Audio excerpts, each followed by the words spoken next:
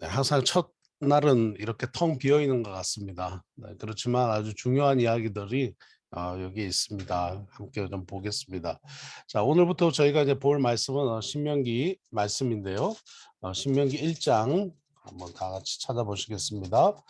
신명기 1장 1절에서 2절 말씀 제가 읽겠습니다. 이는 모세가 요단 저쪽 숲 맞은편의 아라바 광야 곧 바란과 도벨과 라반과 하세롯과 디사합 사이에서 이스라엘 무리에게 선포한 말씀이니라. 호렙산에서 세일산을 지나 가데스 바네아까지 열 하루 길이었더라. 자, 열 하루 만에 호렙산에서 세일산을 지나서 가네스 바단까지 도착을 이스라엘 백성들이 출애굽 이후에 했습니다. 자, 3절입니다. 마흔째, 마흔이면 40년이죠. 40년 11째 달, 40년하고도 출애굽한 지 40년하고도 11번째 달 11월 첫째 날 11월 1일에 모세가 이스라엘 자손에게 여호와께서 그들을 위하여 자기에게 주신 명령을 다 알리셨으니 그때는 모세가 헤스본에 거주하는 아모리 왕 시온을 죽이고 에드레이에서 아스다롯에 거주하는 바산 왕 옥을 쳐 죽인 후라 이렇게 이야기합니다. 그러면서 5절입니다. 모세가 요단 저쪽 모압 땅에서 이 율법을 설명하기 시작하였더라 하면서 6절 우리 하나님 여호와께서 호렙 산에서 우리에게 말씀하여 이르시기를 너희가 이 산에서 거주한 지 오래니 방향을 돌려서 행진하여 아모리 족속의 산지로 가고 자, 아모리 족속이면 요단 동편, 그러니까 요단강 건너편이죠. 그러니까 둘러서 가게 됩니다. 그 근방 곳곳으로 가고 아라바와 산지와 평지와 네겝과 해변과 가나안 족속의 땅과 레바논과 큰 땅 유브라데까지 가라. 8절입니다. 내가 너희의 조상 아브라함과 이삭과 야곱에게 맹세하여 그들과 그들의 후손에게 주리라 한 땅이 너희 앞에 있으니 자 이제 요단강 건너서 어, 서쪽 방향이죠. 있으니 그 들어가서 그 땅을 차지할지니라. 자 지금 이제 쭉 모세가 이제 이까지 서론적으로 이야기를 합니다. 사실 이제 이 신명기 말씀 쭉 보시면요. 자, 신명기 한국 이름은 한국 책 이름은 신명기 이렇게 되어 있습니다. 영어 한자로도 신명기 이렇게 되어 있습니다. 자 여기 한자 성경에는 신자를 쓰지 않고 갑신자를 썼습니다. 갑신자 그러니까 그 어, 그 두 번 반복한다는 뜻이죠. 그래서 반복 또 다시 한번 뭐 이런 뜻의 갑신자 그다음에 명령명자 서술할 기자 그래가지고 신명기 이렇게 기록되어 있습니다. 어, 히브리 말로는 에레 하디 바림 에데하리 바림 이래서 데바림 하면 말씀입니다. 그래서 에레 하디바림 에레는 다시란 뜻이거든요. 이것은이란 뜻입니다. 그래서 에레 하디바림 이렇게 해서 이는 말씀이다. 이는 말씀들이다. 이런 뜻이고요. 영어 성경에서는 디터로노미에서 RE 그러니까 반복이란 뜻이에요. 그래서 디터로노미에서 반복이라는 뜻의 성경책 이름이 되어 있습니다. 한자 성경에서는 신명기, 갑신, 명령명, 서술할기 이렇게 되어 있습니다. 그래서 성경책 우리가 오늘부터 보는 이 성경은 바로 다시 한번 말하지만 하나님의 명령인데 어떻게 해요? 반복된 하나님의 명령이다. 또 영어 성경에서도 반복된 율법의 반복이다. 그리고 히브리 성경책 이름에서는 히브리어 성경은 항상 그 책의 시작되는 것, 시작되는 것으로 책 이름을 썼잖아요. 그래서 이는 말씀들이다. 말씀들이다. 이렇습니다. 자, 언제 쓰여졌냐? 언제 쓰여졌냐? 출애굽하고 난 이후에 41년 40년 41년 1월 10일이다. 41년 1월 10일 방금 우리가 3절 말씀에서 우리가 하게 됐습니다. 40회째 41년 1월 12일. 자, 그다음에 원독자는 누군가? 그러니까 누구에게 이 책을 썼나? 출애굽 2세대 3세들입니다. 2세대 3세대들. 그러면 그리고 지금 현재 이제 지리는 왼쪽에서요. 지리는 어디냐? 자, 모세오경 전체를 한번 살펴보면요. 창세기에서는 에덴에서 애굽으로 이동하는, 그리고 출애굽기에서는 애굽에서 시내산으로 이동하는, 그리고 레위기에서는 시내산에서 레위기 말씀이 선포되고요. 민수기는 이제 시내산에서 출발해서 바람 광야를 지나서 신광야 바람 광야 지나서 모압 평지까지 이르렀고요. 이제 신명기는 지금 이제 모압 평지에서 이 선포되어지는 말씀인데 모세가 죽기 전에 모세는 가나안 땅에 들어가지 못합니다. 그래서 모세가 죽기 전에 이 신명기 말씀을 선포합니다. 약 2달 정도라고 생각을 합니다. 그래서 2달 동안 이 신명기의 말씀을 다시 한번 율법의 말씀을 선언하는 것이죠. 그런데 우리가 잘 알고 있다시피 율법의 말씀이라고 한 다음에 대표적으로 10계명 말씀인데요. 이 10계명 말씀은 출애굽기 19장부터 우리가 봤듯이 하나님의 그 뭐랄까요?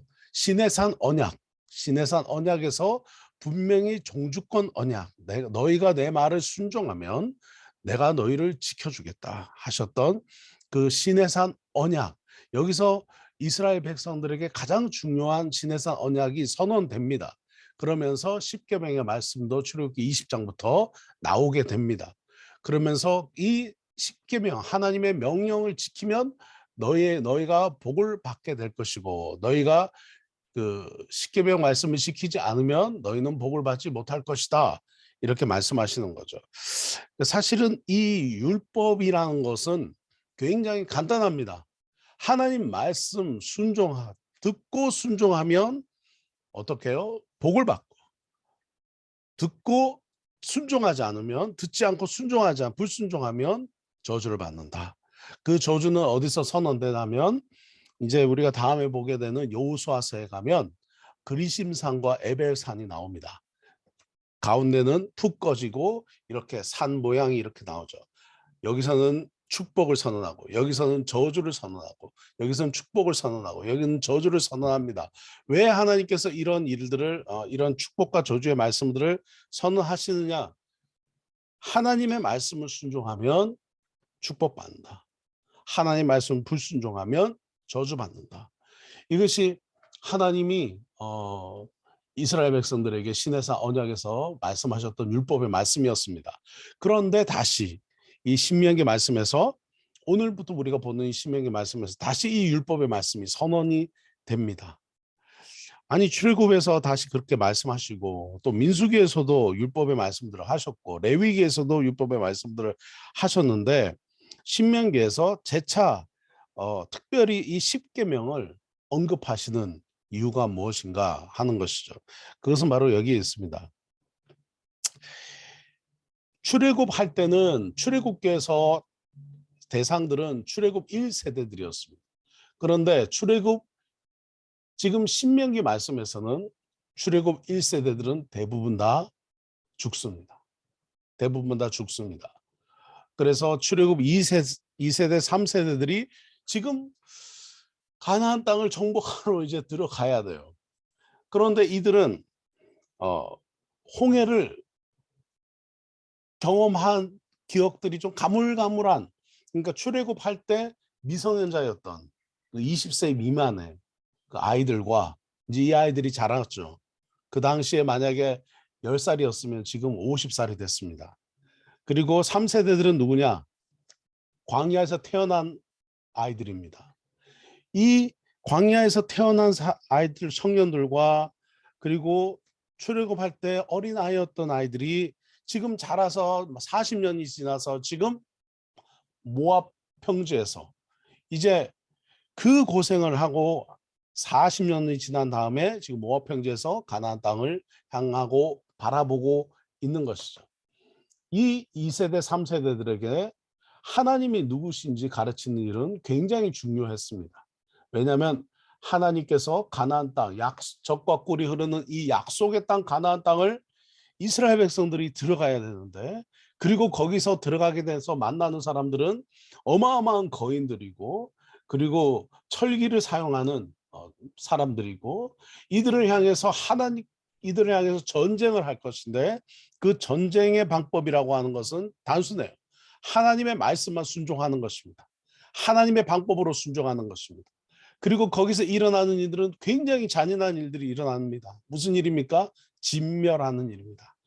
가나안 땅에 만나는 전쟁을 하는 그 상대들을 다 죽이거나 내쫓는 일입니다. 내쫓으면 목숨은 건지겠지만 이스라엘 대항에서 전쟁을 하면 다 죽게 되는 이 일들을 수행하는 데 있어서 하나님의 명령을 따르고 순종하는 일은 굉장히 중요한 것이죠.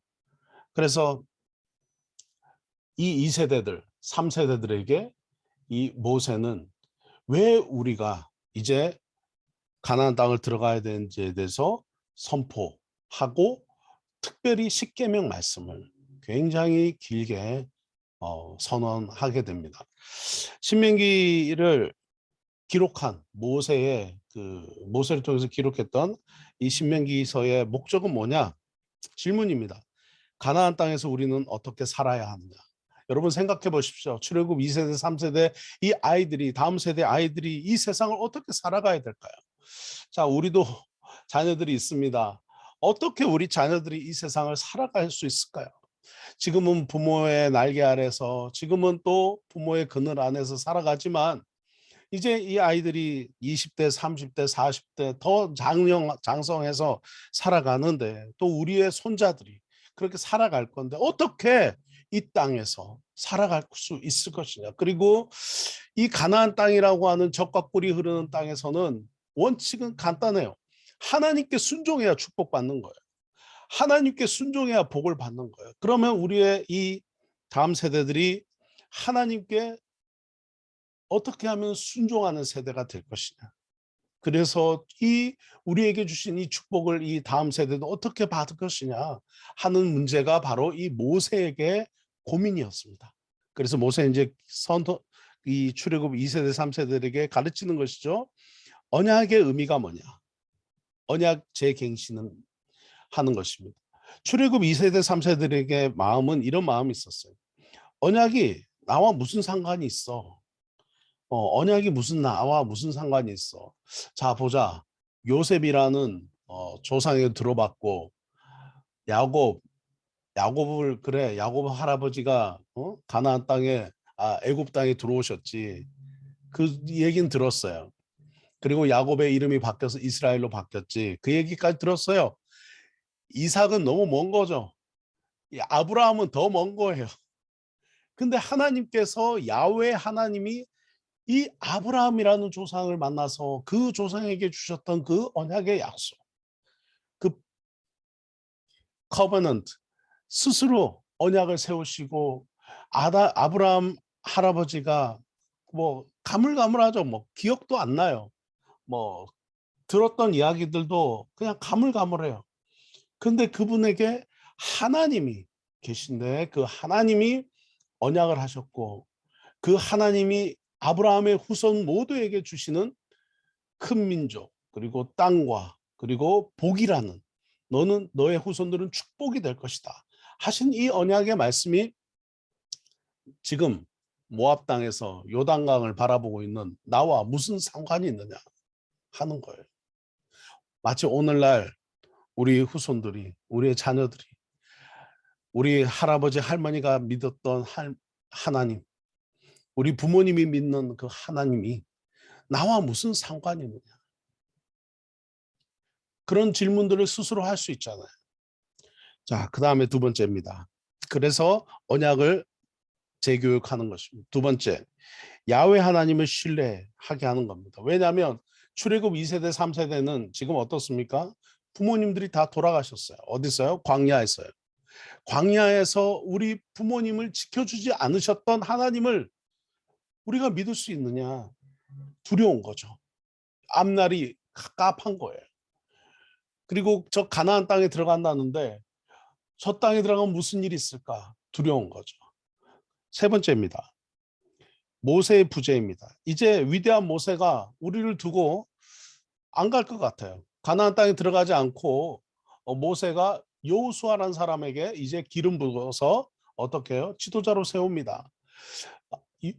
모세, 위대한 모세, 40년 동안 광야에서 우리를 이끌어줬던 모세가 가나안 땅에 함께 들어가지 못해요. 이것에 대해서도 왜 모세는 없느냐? 두려운 거죠. 보이는 위대한 지도자가 함께 없다는 것에 대해서 두렵고, 과연 새롭게 세워지는 이 여호수아가 과연 우리를 잘 이끌 수 있을까도 두려운 거예요. 그 다음에 네 번째, 가나안 전쟁의 전략이에요. 듣기로는 아까 말씀드렸다시피 철기 문화를 쓰는 아주 거인 힘센 사람들이 가나안 땅에 가득 있는데, 저 땅에 지금 하나님께서 약속의 땅이라고 하고 들어가라고 하셨는데 과연 우리는 저 땅에 들어가서 어떤 일을 만날 것인가? 우리가 어떻게 전쟁을 하고 그리고 우리가 어떻게 승리할 수 있을까? 걱정과 염려가 이 다음 세대, 2세대, 3세대들에게는 있는 것입니다. 하나님을 원망하지는 않았어요. 2, 3세대들은 하나님을 원망하지는 않았죠. 그러나 그들 안에 어떤 두려움이 있는 거죠. 염려가 있는 거예요. 이 염려와 두려움은 전해지는 것입니다. 전수되는 것입니다. 어떻게요? 출애굽 1세대들, 자기의 부모님들에게서부터 그 전수되는 거죠.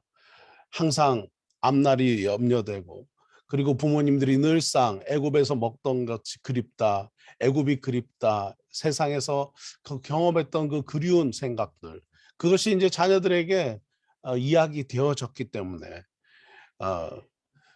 그 두려움이 이 2세대, 3세대들에게도 있었습니다.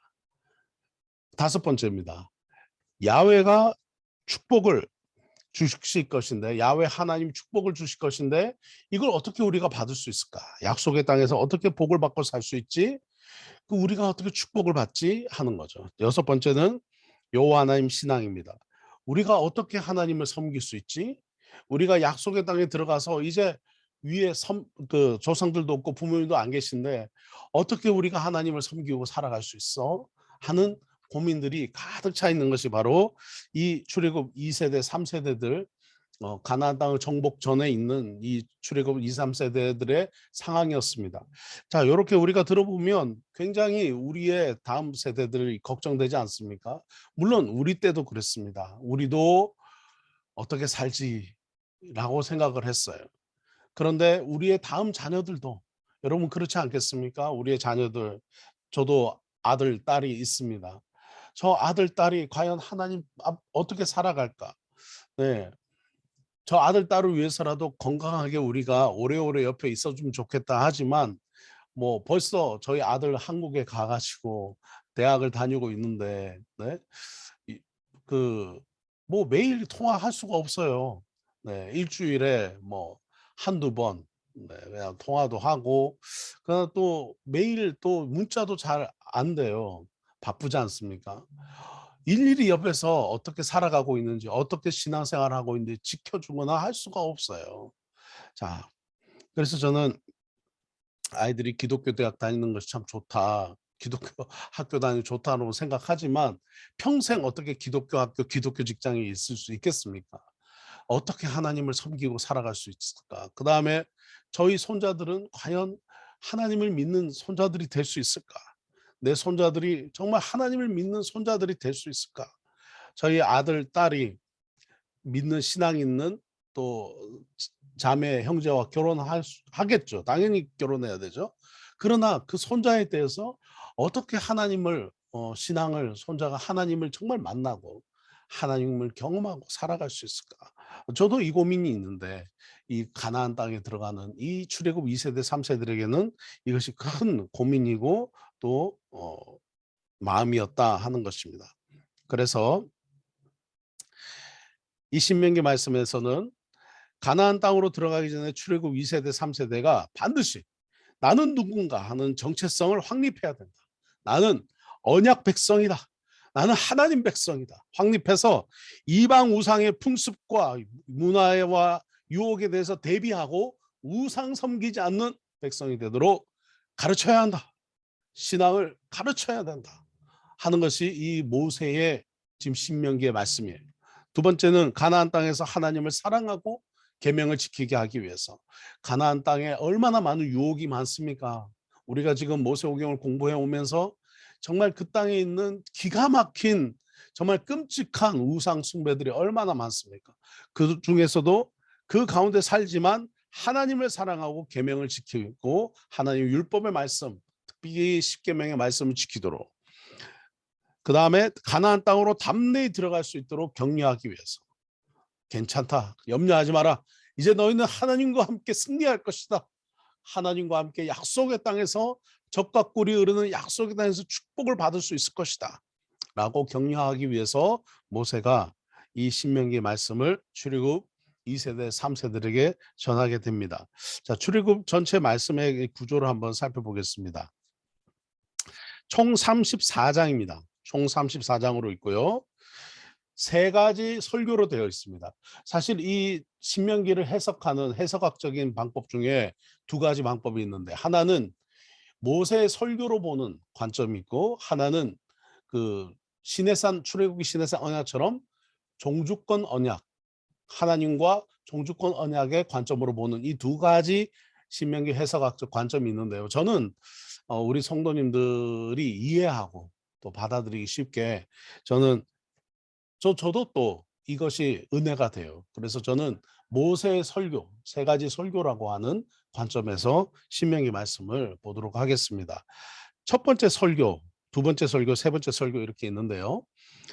첫 번째 설교는 과거, 두 번째 설교는 현재, 세 번째 설교는 미래로 나눌 수가 있습니다. 첫 번째 설교는 4장 중간까지 나옵니다. 4장 중간까지, 1장에서 4장 중간까지 하나님께서 이스라엘을 위해서 행하셨던 일, 그러니까 하나님께서 이스라엘 위해서 지금 모압 평지 오늘까지 오기까지 하나님께서 행하신 그 일에 대해서 나오고요. 참 중요하죠. 과거를 알아야 또 현재가 있고, 현재가 어떻게 살아가고 있는 것이 보이면 미래가 어떻게 될 것인가를 우리는 상상할 수가 있습니다. 자, 과거는 하나님이 이스라엘 위해서 행하신 일. 두 번째는 설교는 아주 길어요. 이것이 분량이 거의 2분의 1, 3분의 2 정도 되는 분량인데요. 4장 44절부터 26장 19절까지 현재, 지금 현재 하나님이 이스라엘에게 원하시는 일들, 그리고 현재 하나님 백성답게 어떻게 율법을 지키고 살아가야 되는지에 대해서 이야기하게 됩니다. 그리고 세 번째 설교는 27장부터 34장까지 나오게 되는데요. 이제 마지막 부분까지 나오게 되는데 미래입니다. 하나님께서 앞으로 우리에게 행하실 일, 하나님께서 앞으로 이스라엘과 이 땅에서 하실 일에 대한 이야기들을 모세가 나누고 있습니다. 사실은 33장과 34장은 모세의 노래입니다. 모세가 마지막 세상을 떠나기 전에 모세가 하나님을 찬양하는 노래를 하고 마지막을 그의 일생 124를 마치게 됩니다.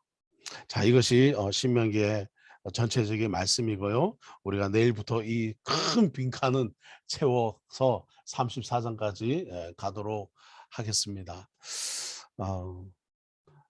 신명기 말씀 모세의 마지막 책이기도 하고요. 그리고 모세의 유언 같은 말씀, 여러분 기대되시지 않습니까? 오늘 신명기 1장부터 쭉 4장까지 한번 쭉 읽어보시면서요, 하나님께서 행하셨던, 이스라엘 백성들에게 행하셨던 그 일 한번 바라보시고, 또 하나님께서 내 삶에 말씀하신 일은 없으시냐? 지금 가나안 땅, 앞으로 이 세상을 살아가고 있는 우리 젊은 또 청년들, 또 우리 모든 권사님들의 삶 속에도 우리가 어떻게 앞으로의 삶을 살아갈 것인가. 신명기는 우리에게 신명기를 통해서 하나님이 말씀해 주실 것입니다. 특별히 1장부터 4장까지 읽어보시면서 하나님이 지난 시간 내게 하셨던 일이, 그 과거에 행하신 일이 얼마나 놀라우신지 또 한번 돌아보는 은혜가 있기를 주님의 이름으로 축원합니다.